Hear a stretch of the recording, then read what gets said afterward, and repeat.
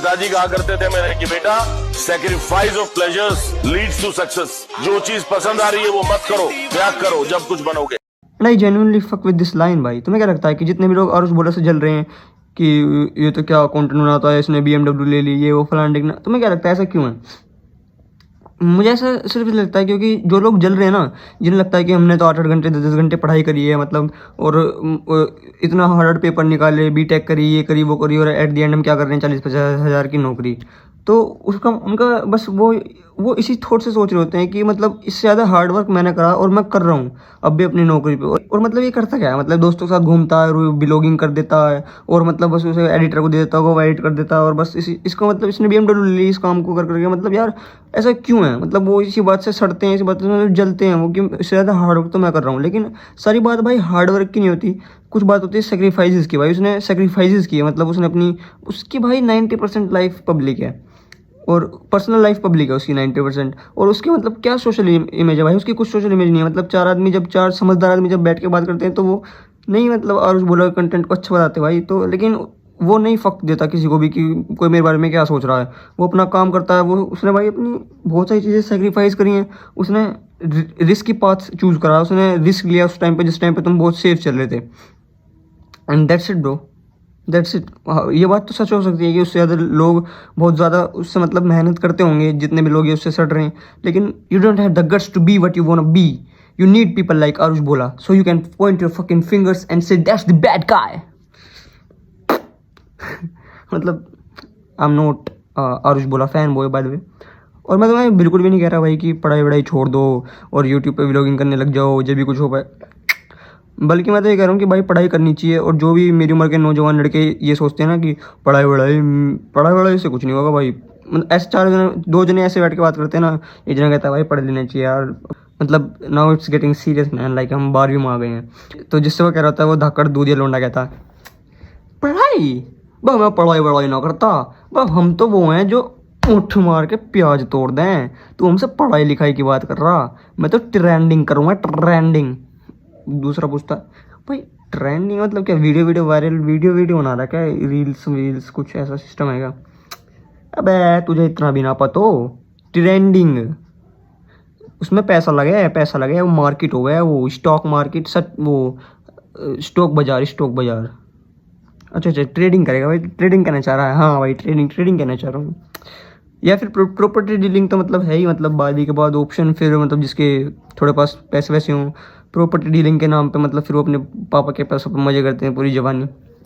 That's it bro, यही होता है। मतलब तुम्हें मतलब अरे सीरियस ब्रो, लाइक तुम्हें क्या लगता है कि मतलब यार तुम पढ़ाई को ना बहुत ही छोटे माइंड सेट से देखते हो, क्योंकि यार बहुत ही ब्रॉड माइंड, कभी बहुत मतलब थोड़ा अच्छे पीओवी से देख के देखो पढ़ाई को, थोड़ा पीछे हट के थोड़ा ब्रॉड पीओवी से देख के देखो पढ़ाई क्यों है खाली बस इसलिए कि तुम ताकि अब पढ़ाई के बाद मतलब 12th के बाद इंजीनियरिंग करो या डॉक्टर MBBS करो, कुछ भी करो, फिर उसके बाद पैसे कमाओ, बस खत्म।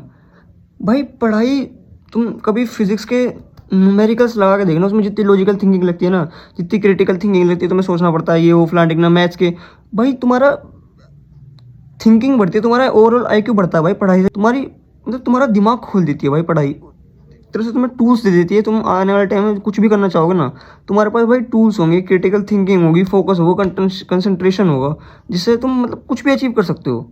तो पढ़ाई को जब तक कर रहे हो, जब तक एज बर्डन लेके मत करो। तुम वैसे भी तो कर ही रहे हो, मतलब स्कूल जा ही रहे हो बाय हुक और बाय क्रुक, तुम स्कूल तो जा ही रहे हो, तो भाई ढंग से थोड़ा पढ़ लो, थोड़ा अपना दिमाग खोल लो, फिर आने वाले टाइम में कुछ भी करोगे मतलब you will get successful obviously भाई। मतलब देयर इज नो वे, अगर तुम अपनी पूरी एनर्जी पूरा दिमाग ढंग से किसी चीज़ में लगा दो और तुम में दिमाग है और तुम्हारा दिमाग चल रहा है, तो भाई मतलब देयर इज नो वे भाई तुम सक्सेसफुल ना हो पाओ उस बात में। मतलब कंफर्ट जोन को भी सेक्रीफाइस करना पड़ता है। मतलब अगर तुम्हें बाहर जाने का मौका मिल रहा है ना, बाहर जाके रहने का, कहीं हॉस्टल में, कहीं PG में, कहीं तुम्हें ऐसा मौका मिल रहा है भाई, रह लो यार। मतलब थोड़ा सा अपने कंफर्ट को सेक्रीफाइस करो, अपने थोड़े इमोशंस को सेक्रीफाइस करो। और मतलब सेक्रीफाइस ये बहुत ऐसा शब्द लगता है कि मतलब कुछ पहाड़ टूट गया, लेकिन नहीं भाई, मतलब इट्स अ ह्यूमन फेज़, मतलब इट्स अ लाइफ फेज़। मतलब यार फेज़ है ये लाइफ के, हर लाइफ के फेज़ को एंजॉय करो, उससे कुछ सीखो, उसमें जियो। मतलब कौन क्या कह रहा है, कौन क्या नहीं कह रहा, don't give a fuck man. Like तुम्हें खुद में दिमाग नहीं है क्या? खुद में दिमाग नहीं है तुम में? खुद का दिमाग लगाओ। और भाई सो या भाई एट द एंड मैं ये बोलना चाहूँगा कि कुछ चीज़ें सेक्रीफाइस करनी पड़ती हैं यार, मतलब हर लाइफ के फेज़ में।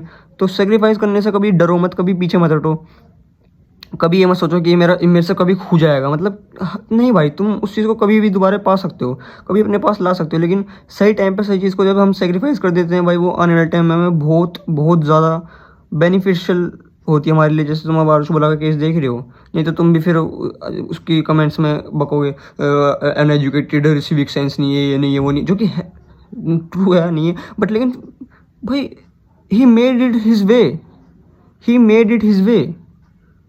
और तुम you can't made it, so you, तुम्हें बस अपनी भड़ास किसी पर अपनी नाकामयाबी की जो मतलब एक रिग्रेट सा है ना तुम्हें, मतलब एक गुस्सा सा, एक जलन सी है ना, वो तुम्हें बस किसी पे निकालनी है, किसी पे बकनी है, किसी को थोपनी है। और बस मतलब मत करो यार ये सब, उस एनर्जी को भी चैनलाइज करो, you will make something out of it भाई।